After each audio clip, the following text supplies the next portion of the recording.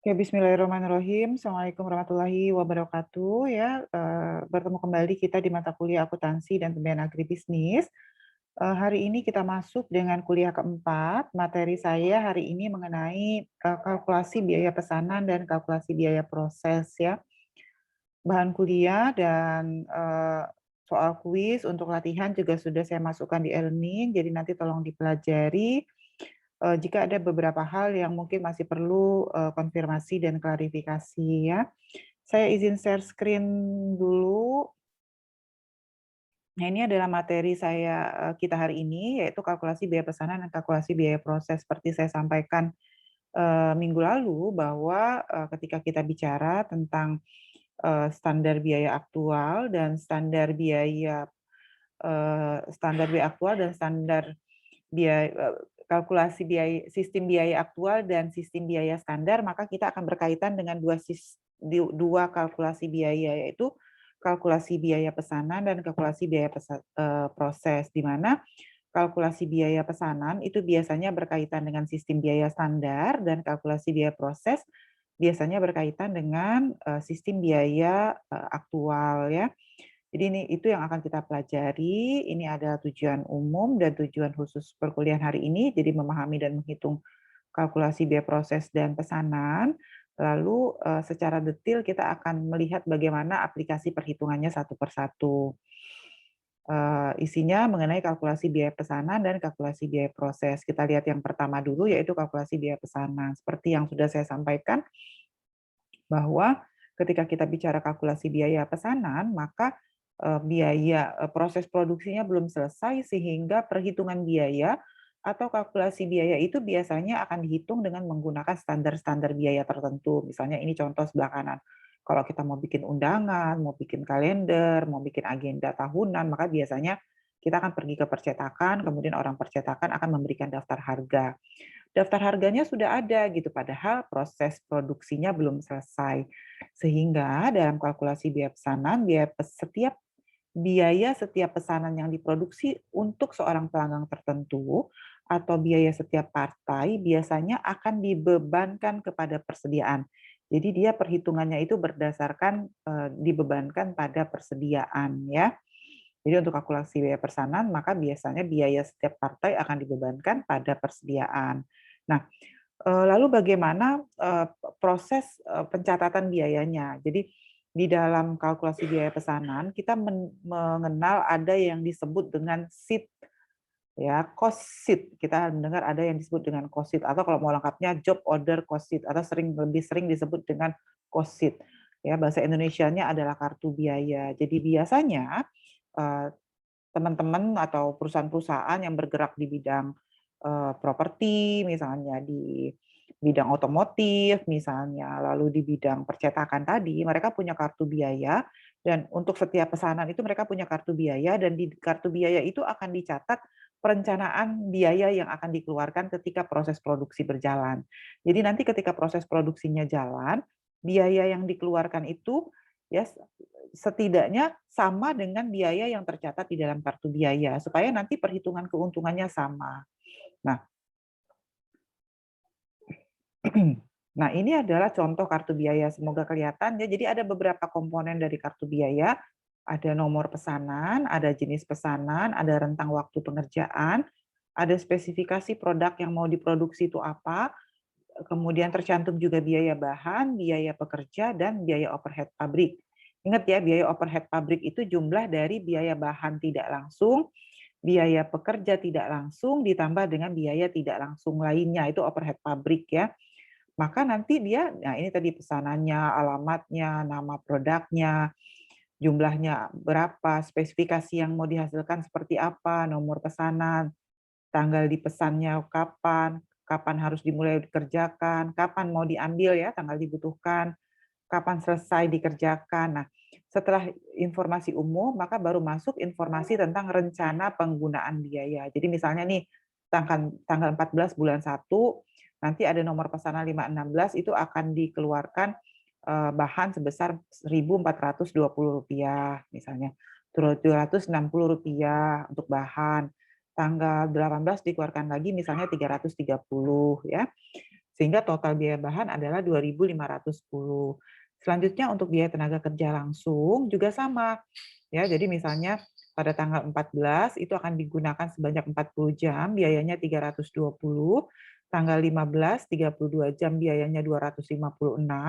Tanggal 16, 36, 288. Tanggal 17 misalnya kerjanya 40 jam, 320, dan pada tanggal 18 kerjanya 48 jam, 384. Total biayanya ini, jumlah dari ini dapat sini. Overhead pabriknya berapa? Nah, ada beberapa cara bagi perusahaan-perusahaan yang menggunakan kalkulasi biaya pesanan dalam menggunakan overhead pabrik. Mereka biasanya tidak, kalau kalkulasi biaya pesanan, mereka tidak mencantumkan biaya overhead pabrik itu per item. Misalnya biaya bahan langsung berapa, biaya tenaga kerja langsung berapa, enggak. Biasanya mereka pakai pembebanan. Jadi istilahnya, misalnya di sini, overhead pabrik yang dibebankan per tarif itu adalah 40 jam per jam kerja mesin, misalnya gitu. Jadi dia 40 jam, misalnya kalau mesinnya 16,2 kali 40, 648, 10 kali ini 400, 3,2 kali 40, 128, sehingga nanti total biaya overhead-nya yang ini 1.170. Lalu dihitung jumlahnya, biaya bahan baku langsung 2.500, tenaga kerja langsung 1.500, overhead pabrik 1.100, maka total biaya produksinya adalah 5.240. Ya. Ini total biaya produksi. Nah, misalnya harga jualnya adalah 7.860, maka biaya produksi per unit adalah, ya, misal biaya produksinya tadi kan ini 5.254, maka 7.860 dikurang 52 dikurang dengan biaya pemasaran, oke di sini aja ya, dikurang dengan biaya pemasaran 776, biaya administrasi 240, maka biaya produksi ditambah biaya penjualan adalah ini dapatnya dari 5.254 ditambah 776 tambah 240 dapatnya 6.450. Maka labanya adalah 7.860 dikurang dengan 6.450 yaitu 1.410. Seperti itu. Ya, jadi nanti ketika perusahaan mulai melaksanakan produksi, kartu biaya atau cost sheet ini akan menjadi kontrol dalam pengeluaran biaya supaya nanti keuntungan atau harga jual yang sudah dipatok, laba yang sudah dipatok ini sesuai dengan yang diperhitungkan. Tetapi kalau misalnya ternyata nanti ada yang di luar kontrol, maka biasanya mereka akan melakukan penyesuaian. Nah, gitu ya. Jadi mereka karena proses produksinya belum selesai, supaya ada kontrol terhadap biaya, supaya labanya tetap bisa dipertahankan, biasanya mereka perusahaan-perusahaan yang menggunakan kalkulasi biaya pesanan akan melakukan controlling-nya lewat kartu biaya atau cost sheet. Nah, dalam konteks kalkulasi biaya pesanan biasanya akan ada jumlah pemakaian bahan. Jadi pemakaian bahan itu ada dua, ada rumusnya sebetulnya adalah persediaan akhir, itu adalah persediaan awal, ditambah pembelian dikurang dengan pemakaian, atau kalau misalnya kita yang dihitung adalah pemakaian, persama persediaan awal ditambah dengan pembelian dikurang dengan persediaan akhir. Ini contoh soalnya, misalnya PT Sinar Agri memiliki persediaan bahan pada tanggal 1 Agustus. Jadi tanggal 1 Agustus persediaan bahannya 400.000. Pada akhir Agustus, bukan ya, 1 September persediaan bahannya 400. Pada akhir September persediaan bahannya 300. Ya. Lalu pada bulan September mereka membeli 1 juta, maka ditanya berapakah jumlah pemakaian bahan selama bulan September. Maka rumusnya adalah persediaan awal 400 kan, ditambah pembelian 1 juta, dikurang persediaan akhir. Jadi 400 ditambah 1 juta, dikurang 300, 1.100.000. Jadi jumlah pemakaian bahan selama bulan September 2019 itu 1 juta. Ya, jadi ini rumusnya. Jadi kalau misalnya ditanya berapa pembelian, maka nanti pembeliannya yang dimajukan ke depan. Jadi bisa dibalik rumusnya ya, kayak matematika biasa. Lalu kita juga bisa menghitung harga pokok pesanan. Harga pokok pesanan dihitung sebelum selesai dikerjakan. Nah, jadi beda dengan kalkulasi biaya proses. Kalau kalkulasi biaya proses biasanya harga pokok baru bisa dihitung setelah proses produksi selesai. Kalau ini enggak, proses produksinya belum selesai, harga pokoknya sudah bisa dihitung.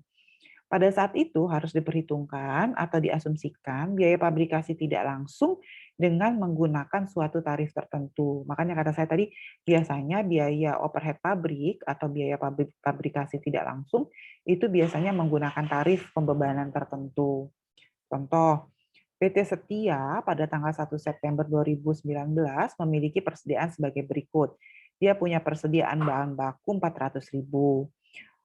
Kemudian pesanan sedang dikerjakan 470.000. Biaya tenaga kerja langsung 900.000.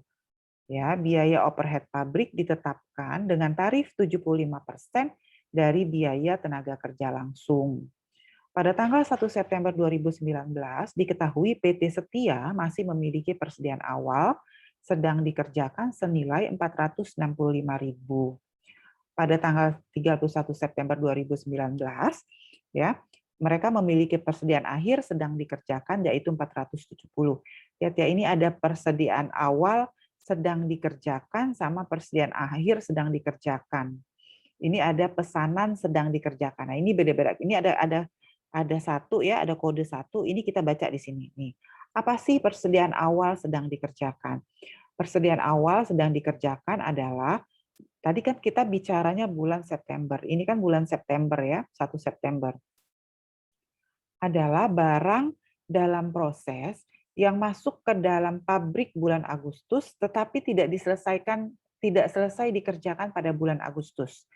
Ya, jadi barang dalam proses yang masuk ke dalam pabrik bulan Agustus tapi tidak selesai dikerjakan bulan Agustus. Penyelesaian barang dalam proses dilanjutkan pada bulan September. Maka persediaan tersebut menjadi persediaan akhir barang dalam proses. Pada bulan Agustus dan menjadi persediaan awal barang dalam proses bulan September. Jadi begitu seterusnya. Jadi kan gini, kalau kita bicara pengolahan ya, misalnya ini adalah barang pabrik ya, kemudian ini bulan Agustus. Bulan Agustus ya, bulan Agustus masuk bahan. Dari gudang dikeluarkan masuk sebesar 500.000 ya barang. Harganya 500.000 misalnya. Nah, ketika masuk bulan September ya, ketika masuk bulan September, ternyata dari unit bahan senilai 500.000 itu tidak semuanya bisa diproses.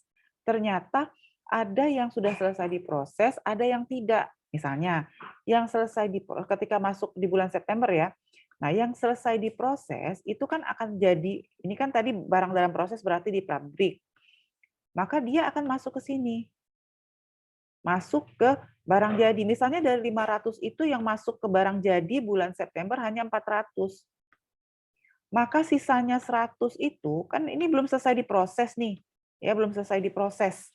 100 itu akan diolah di bulan September, kira-kira gitu. Jadi misalnya ya kalau saya bilang dalam bentuk unit di bulan Agustus itu kita masukin 100 kilo TBS ke pabrik, mau diolah jadi minyak goreng 100 kilo ya selama di awal September. Ternyata di akhir September yang bisa diolah dari 100 kilo itu hanya 75 kilo. Maka ada 25 kilo yang belum selesai diolah di bulan Agustus. Ya, 70 ini kalau ini andainya 400. Jadi ada 400 kilo yang selesai. Aduh, ada 400 kilo yang selesai di bulan Agustus, tetapi ada yang tidak selesai di bulan Agustus. Nah, yang tidak selesai di bulan Agustus ini diolah di bulan September.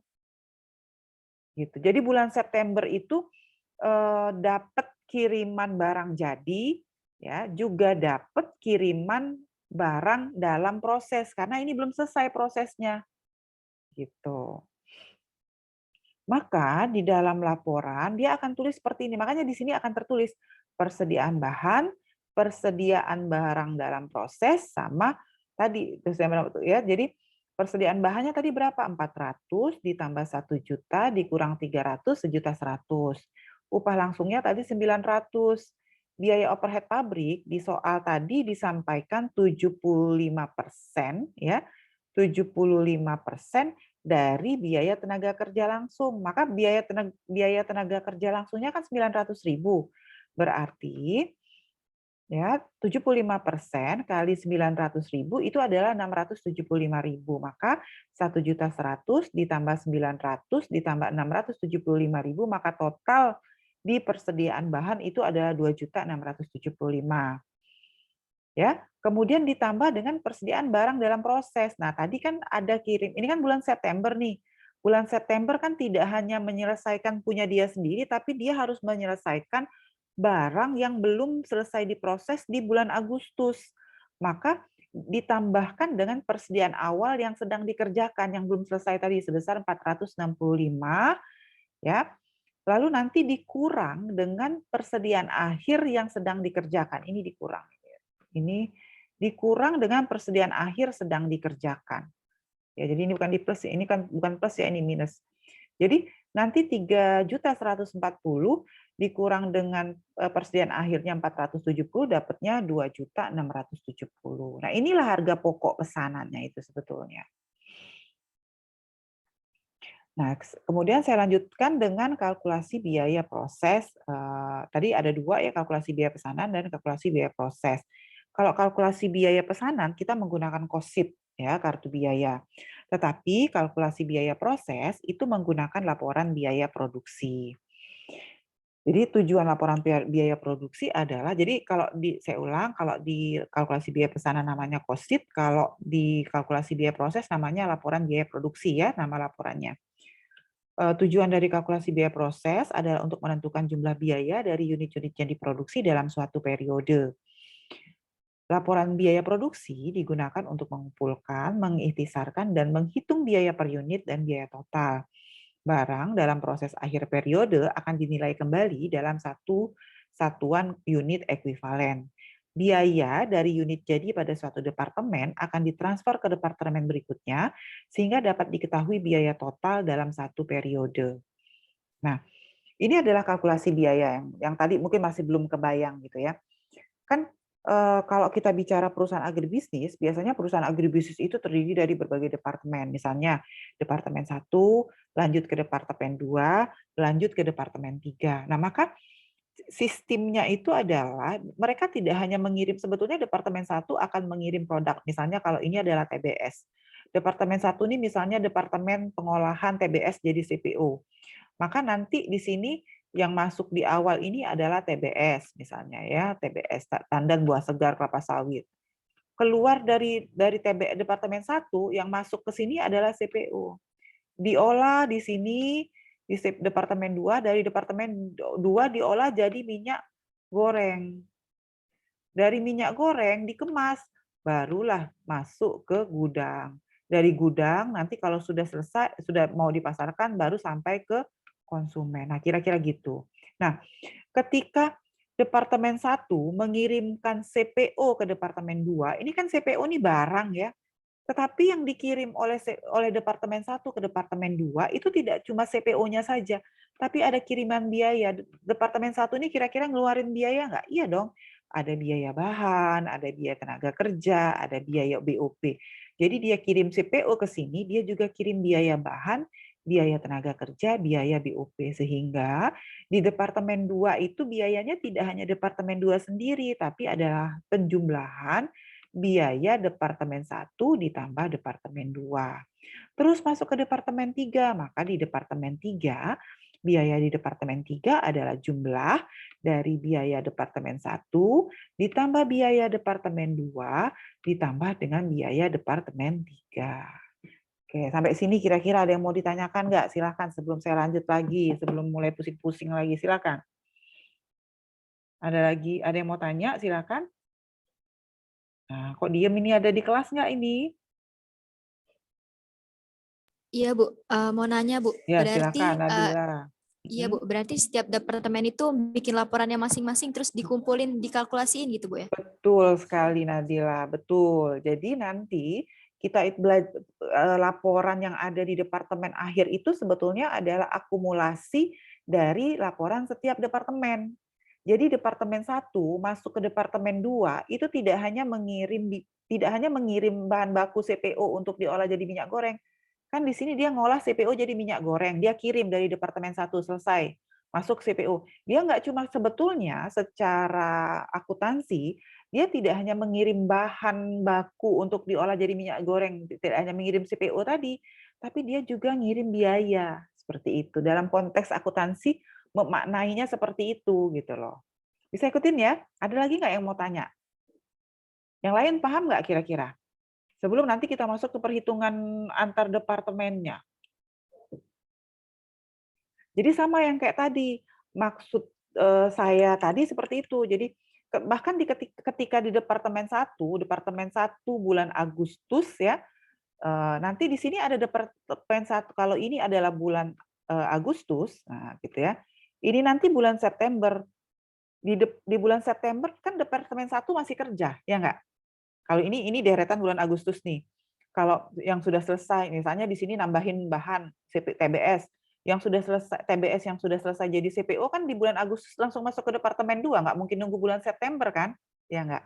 Tetapi di akhir bulan ada bahan baku yang tidak selesai, kirim ke sini ke laporan bulan September. Jadi bahan baku yang tidak selesai diolah di bulan September itu di akhir bulan akan masuk ke dalam laporan akuntansi bulan September. Sehingga nanti gini dia di bulan September nanti ada lagi. Nah, kayak gini. Ini bulan September. Pak, paham nggak kira-kira? Ya, gitu. Ada yang mau tanya lagi silahkan. Nah, jadi kalau kita bicara tadi kan ini kita bicara, oh ternyata ada arus produk ya. Ini mudah nih karena arus produknya lurus dari sini masuk sini, dari sini arus sini. Tetapi sebetulnya ketika kita sampai di lapangan, ada beberapa jenis arus produk. Ada yang arus produknya berurut, ada yang arus produknya sejajar, ada yang arus produknya selektif. Saya langsung ke gambar aja. Ini adalah arus produk berurut atau sejajar. Artinya apa? Kita tidak bisa mulai departemen minyak goreng kalau departemen CPO belum selesai. Paham nggak kira-kira? Jadi dia harus urut. Minyak gorengnya nggak bisa dikemas kalau minyak goreng di sini kalau belum menerima kiriman minyak goreng dari departemen minyak goreng. Jadi dia urut harus.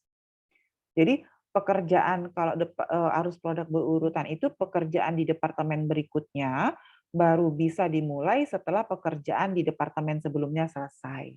Itu berurut namanya. Tapi ada juga arus produk yang sejajar. Arus produk yang sejajar itu maksudnya ada departemen yang memulai produknya secara berbarengan. Nah, jadi ada departemen yang memulai produknya secara berbarengan. Contohnya nih, saya ada perusahaan sosis gitu ya, dia punya daging sapi. Ya, dia punya daging sapi. Jadi daging sapinya itu ada barang dalam proses departemen daging sapi.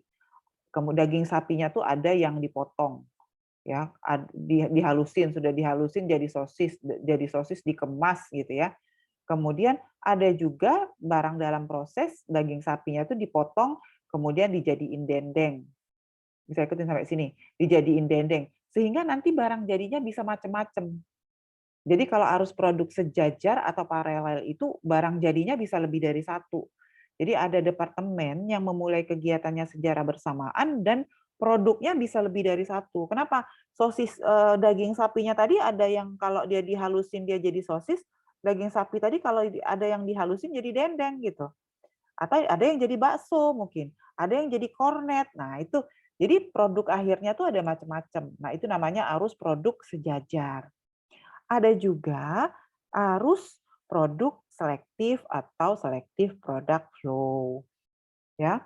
Nah, apa itu arus produk selektif? Arus produk selektif ini sama sebetulnya ada departemen gitu ya yang memulai produknya secara bersamaan juga. Ya, secara bersamaan juga. Jadi ada pemotongan, ada dagingnya ada yang dipotong, ada yang diasap, ada yang diasinkan gitu ya. Kemudian dikemas, barang jadinya juga lebih dari satu. Ya. Nah, ketika dia masuk dari dari Departemen Pemotongan masuk ke pengemasan, dia tidak hanya kirim barang, tetapi juga kirim biaya. Biayanya apa? Ada biaya bahan, biaya tenaga kerja, dan biaya overhead pabrik. Nah, laporan biaya produksi, jadi ya, dari kalkulasi biaya proses, nama laporan biayanya namanya laporan biaya produksi. Gunanya untuk apa? Untuk menyajikan jumlah biaya yang rinciannya biasanya dilakukan dalam tiap 1 bulan. Jadi biasanya laporan biaya produksi itu dibuatnya 1 bulan. Laporan biaya produksi itu memperlihatkan apa? Yang pertama, dia memperlihatkan total biaya, biaya per unit yang akan ditransfer ke departemen berikut. Ingat, tadi kan dia ada beberapa departemen. Dari departemen awal, itu akan ada transfer biaya. Ya, jadi akan ada transfer biaya dari departemen awal.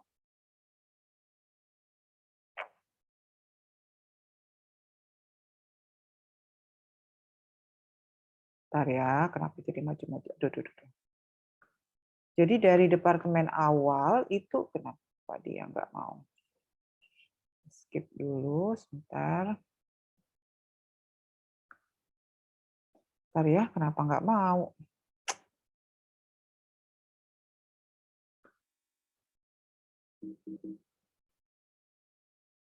Oke, oke.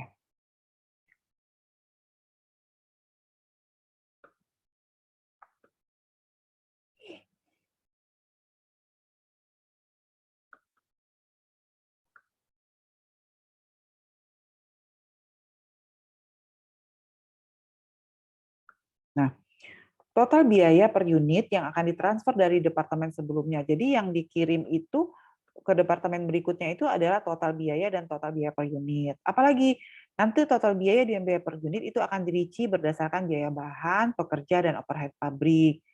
Bisa dihitung biaya per unit di departemen tersebut.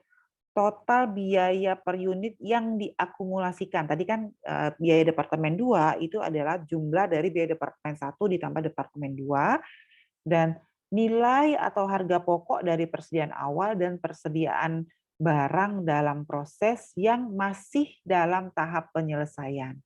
Biaya yang ditransfer ke departemen berikutnya. Ya, ini contoh kita coba buat laporan biaya produksi untuk kalkulasi biaya proses. Diasumsikan perusahaan PT Sinar Tani yang memproduksi minyak goreng memiliki 3 departemen produksi, yaitu Departemen CPO, Departemen Minyak Goreng, dan Departemen Pengemasan. Bahan baku untuk Departemen CPO adalah tandan buah segar kelapa sawit. Bahan baku untuk yang kedua, Departemen Minyak Goreng adalah CPO, dan bahan baku untuk Departemen Pengemasan adalah minyak goreng. Setiap departemen boleh menambah bahan tambahan untuk memperlancar proses produksi. Biaya tenaga kerja dan overhead pabrik dicatat sesuai dengan biaya yang dikeluarkan selama proses produksi berjalan. Nah, ya, arus biaya dan produk dalam laporan biaya produksi itu biasanya nanti kita buat setiap bulan. Dengan demikian, nah ini sudah saya kasih miring ya. Dengan demikian, laporan biaya produksi Departemen CPO bulan ke-I berkaitan tidak hanya dengan laporan biaya produksi Departemen Minyak Goreng bulan ke-I, tetapi juga dengan laporan biaya produksi Departemen CPO bulan ke-J seperti gambar 96. Nah, ini kira-kira gambarnya. Nah, misalnya nih, ya, kita punya bulan Januari sama bulan Februari. Ini awal, misalnya perusahaannya baru buka lah, anggaplah bulan Januari 2019. Di departemen pertama, Departemen CPO. Departemen CPO ini gunanya bertugas merubah bahan baku TBS menjadi CPO. Jadi bahan bakunya TBS, barang jadinya CPO. Di sini berarti ada biaya bahan, ada biaya tenaga kerja langsung, dan ada biaya BOP. Bisa ikutin sampai sini. Nah, bisa ikutin sampai sini? Misalnya, TBS yang ditambahkan itu 100. Ya. Nah, pada bulan Januari dari 100 TBS itu bisa diolah menjadi CPO ya, menjadi CPO itu sebesar 75 aja. Maka 75 ini akan dikirim ke Departemen Minyak Goreng bulan Januari. Tetapi dari 100 itu pada tanggal 31 Januari ada yang tidak selesai. TBS yang tidak selesai diolah bulan Januari akan diselesaikan pengolahannya pada bulan Februari. Jadi sisa 25 tadi, nah 25 itu akan masuk ke dalam laporan akuntansi bulan Februari 2019. Jadi di sini akan ada kiriman. Berarti di sini jadi 25 ini pada bulan Januari jadi persediaan akhir, tapi jadi persediaan awal barang dalam proses. Jadi di awal Februari ada persediaan awal barang dalam proses sebesar 25 unit. Bisa boleh nggak bulan Februari nambah bahan? Boleh, misalnya bulan Februari nambah bahan lagi 100. Maka total bahan yang harus dia olah itu kan berarti 125 ya, berarti kan 100 ditambah 25 berarti total bahan yang masuk ke bulan Februari 125. Nah, ya 125 ya. Nih, dari sini ke sini tambah. Nah, kita lihat lagi yang bulan Januari. Nah, bulan Januari tadi terima 75. Tugas bulan Januari adalah merubah, tugas Departemen Minyak Goreng bulan Januari adalah merubah 75 unit CPO ini menjadi minyak goreng. Nah, ternyata dari CPO 75 unit itu yang selesai diolah menjadi minyak goreng dan masuk ke Departemen Pengemasan itu cuma 50. Jadi cuma 50 yang dikirim ke sini.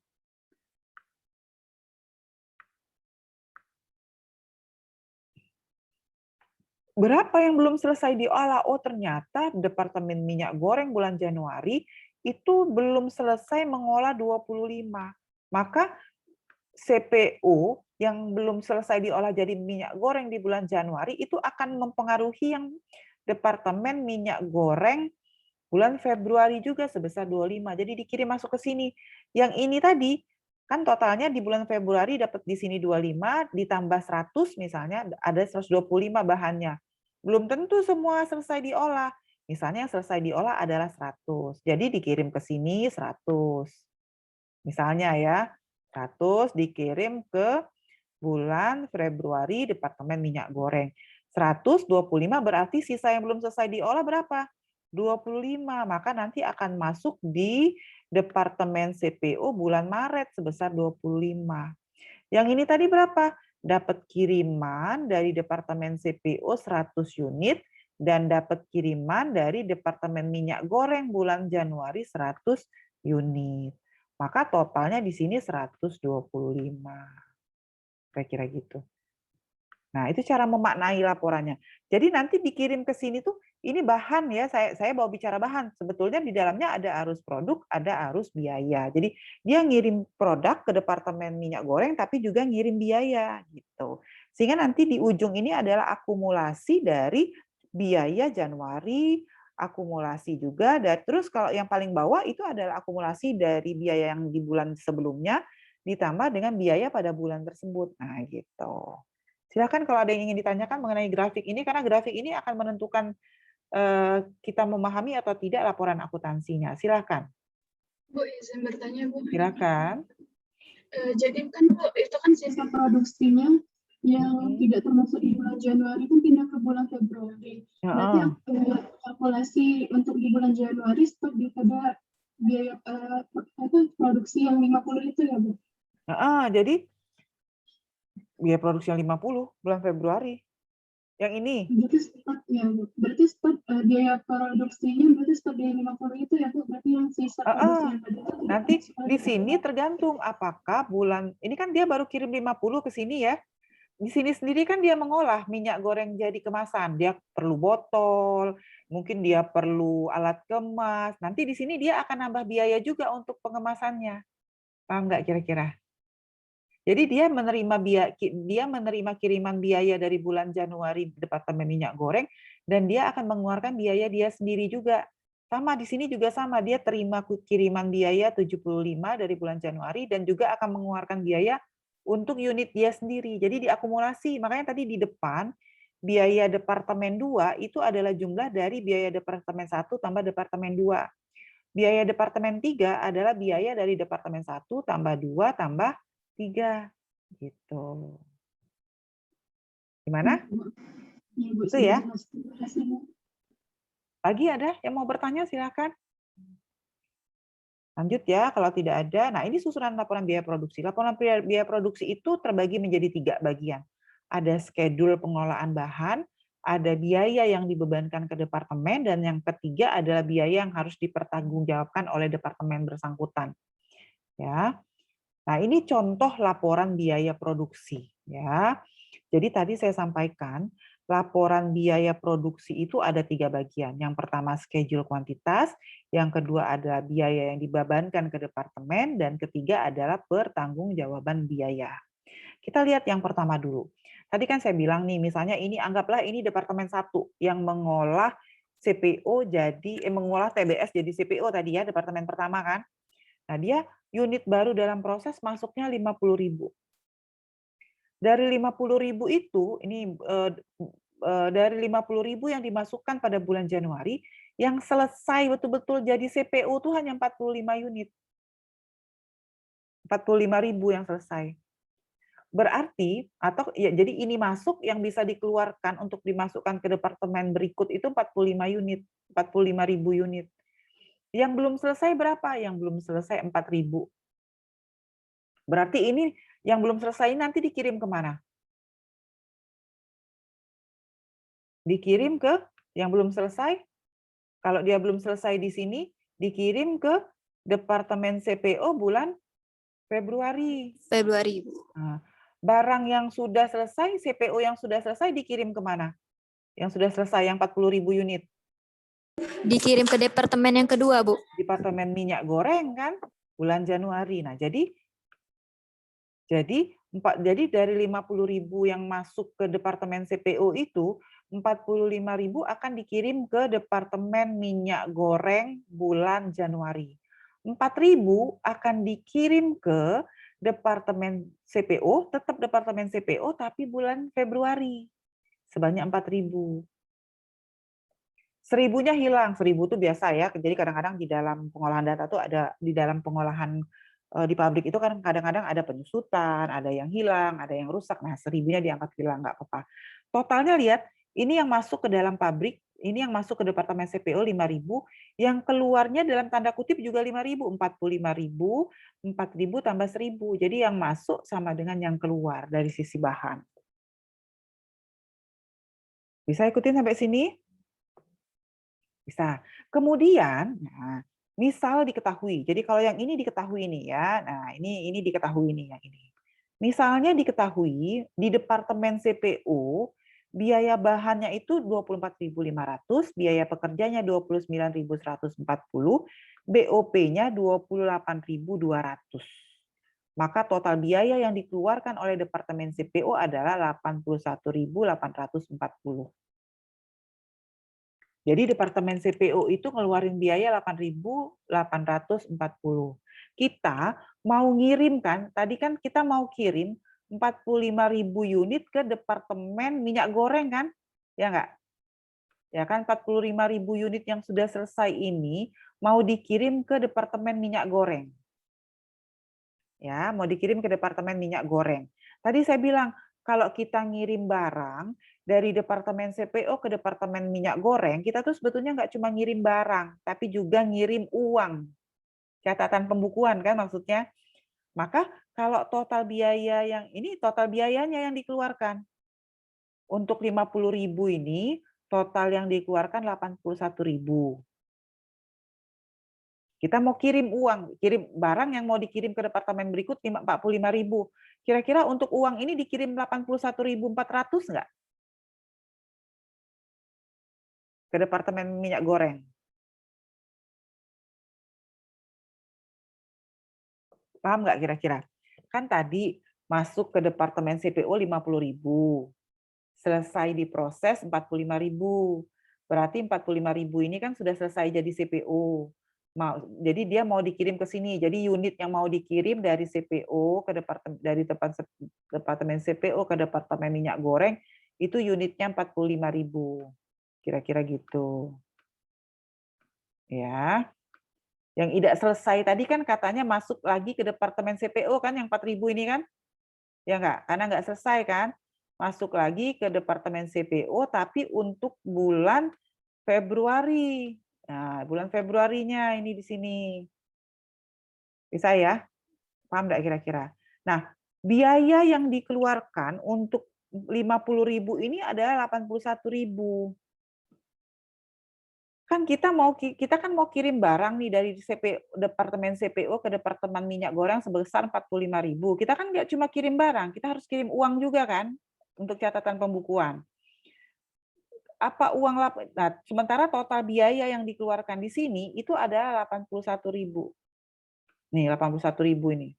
81.000 total biaya yang dikeluarkan. Nah, kira-kira apakah biaya yang dikeluarkan oleh Departemen CPO 81.000 ini kita kirim semua ke Departemen Minyak Goreng yang ini? Gimana Nadila? Coba.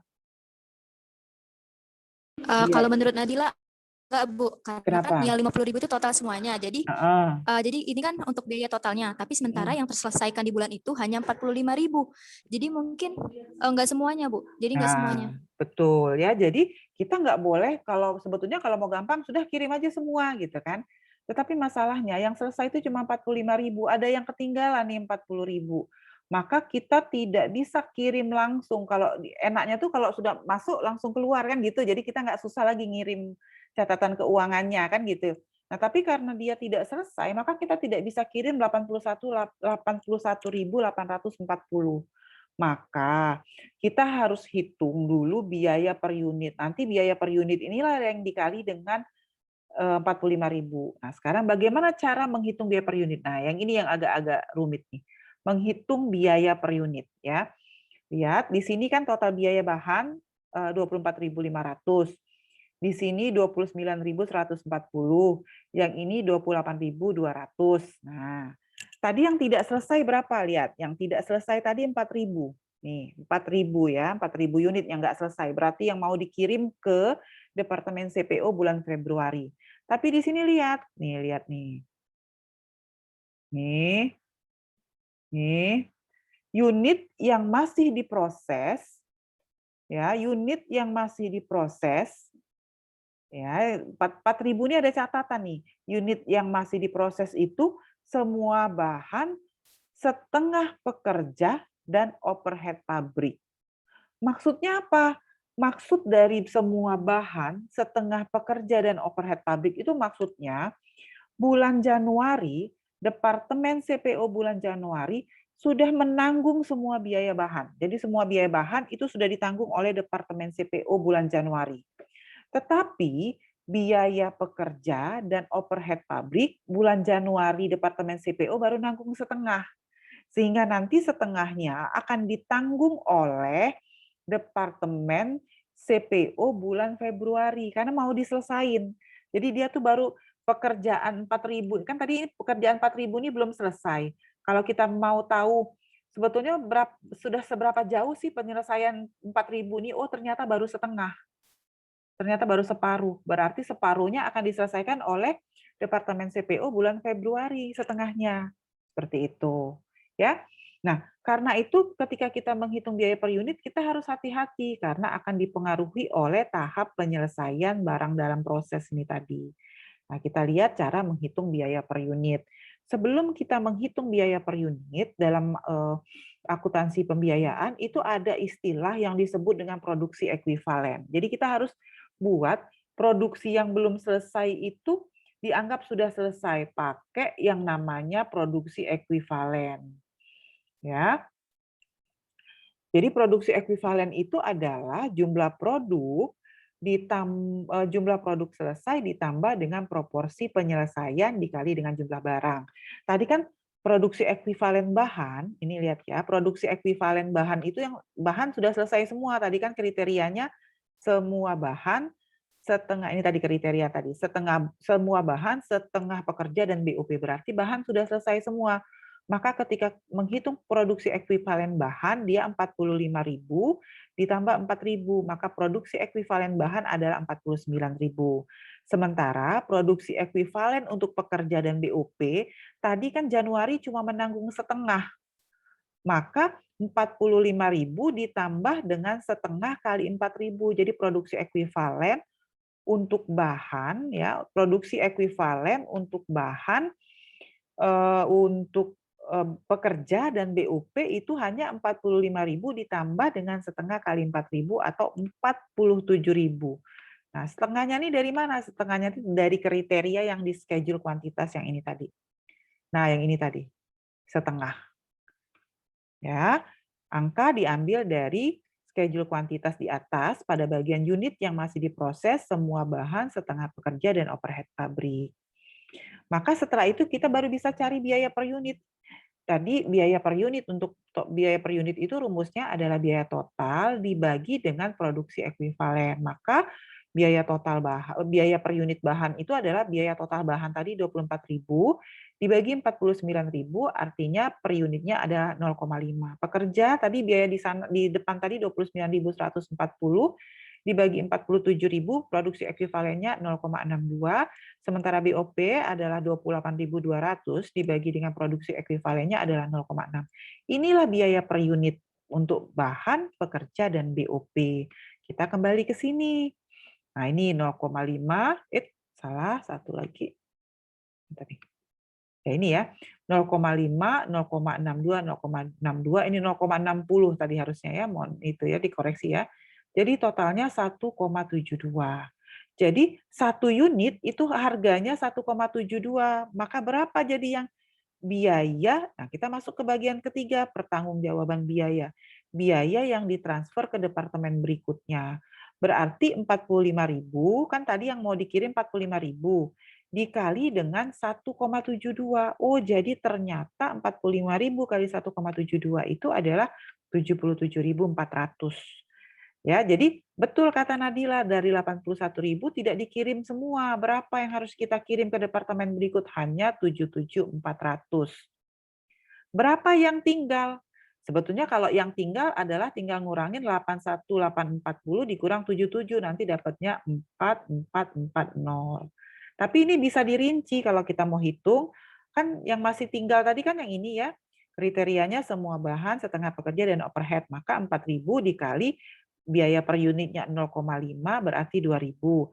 4.000 dikali setengah, karena tadi baru selesai setengah, biaya per unitnya 0,62, 0,6 kali 1.240, 4.000 dikali setengah dikali 0,6. Ini dicoret ya, ini 0,60 tadi kalau nggak salah itu. Nanti dicek lagi ya. Jadi dapat 2.000 ditambah 1.240 ditambah 1.200 dapat 4.440. Nanti biaya yang dikirim ditambah dengan biaya yang tinggal itu kembali jadi 81.840. Jadi yang bawah ini nanti sama dengan yang ini. Nah, gitu. Silahkan kalau ada yang ingin ditanyakan. Silahkan, ada yang mau bertanya? Ayo, silahkan. Ada yang mau bertanya? Halo? Nadira, Bu. Oh iya, silakan, Nadira. Nadira, ya silakan. Produk yang tidak selesai tadi dikirim ke Departemen CPO, biaya yang harus dipertanggungjawabkan dapat memicu kerugian. Apakah biaya yang dipertanggungjawabkan kemudian itu dapat memicu kerugian pada perusahaan, Bu? Karena kan perhitungannya nanti dihitung kembali di departemen selanjutnya. Iya, yang ini ya, yang kehilangan ini ya. Iya, Bu. Ya. Jadi kalau dia kehilangannya kecil, itu biasanya masih dalam toleransi. Jadi biasanya perusahaan itu memang sudah memperhitungkan penyusutannya sekian. Jadi kalau penyusutannya sekian, ini nanti biayanya tinggal di sana. Gitu. Nah, terus sebetulnya jadi dia tidak dianggap produk. Jadi produknya sudah tidak dianggap lagi kan sebetulnya, karena produknya yang jadi pembagi itu sekarang 45.000 jadi 4.000. Jadi dia nggak masuk perhitungan lagi. Jadi ini pembagi 81.840 itu tidak lagi untuk 5.000, tetapi sudah untuk 49. Jadi yang 1.000 sudah tidak dibebankan lagi. Ya lihat nih, hanya 45.000 ditambah dengan 4.000. Tapi totalnya 8140. Gitu. Ya kan? Jadi totalnya yang dia beban. Jadi 1.000 itu dianggap keluar, jadi 50.000 itu ditanggung oleh 49.000 unit gitu. Ya yang paling bagus sebetulnya tidak ada unit yang hilang, tapi dalam proses produksi itu kayaknya kita agak susah kalau mengusahakan ada produk yang tidak hilang gitu, karena kadang-kadang ada penyusutan, mungkin ada yang rusak, atau ada yang tidak sesuai spesifikasi ya. Jadi saya ulang kembali, kenapa kita perlu menghitung biaya per unit? Karena biaya yang kita dapat yang dikirim dari departemen sebelumnya itu tidak semuanya harus kita kirim ke departemen berikutnya, gitu ya. Sehingga kita harus hitung dulu biaya per unit. Nah, untuk menghitung biaya per unit, kita harus hitung produksi ekuivalen. Nah, produksi ekuivalen itu kalau yang unitnya sudah selesai nggak masalah, 45.000 pasti dia masuk. Yang akan jadi membedakan itu adalah unit barang dalam proses. Bisa ikutin ya? Unit barang dalam proses, kalau dia semua bahan, berarti 4.000 langsung masuk, berarti sudah ditanggung semua. Tapi kalau dia setengah pekerja overhead pabrik, maka untuk pekerja sama overhead pabrik, untuk bahannya itu baru setengah. Jadi dibagi 2. Ada nggak Bu yang sepertiga? Ada. Ada nggak Bu yang seperempat? Boleh. Nanti tergantung. Kalau dalam ujian tergantung kasus, kan gitu ya. Tetapi kalau di lapangan, kalau misalnya skripsinya pakai ini, ya tergantung di lapangan, kasus penyelesaiannya itu sampai berapa gitu. Seperti itu.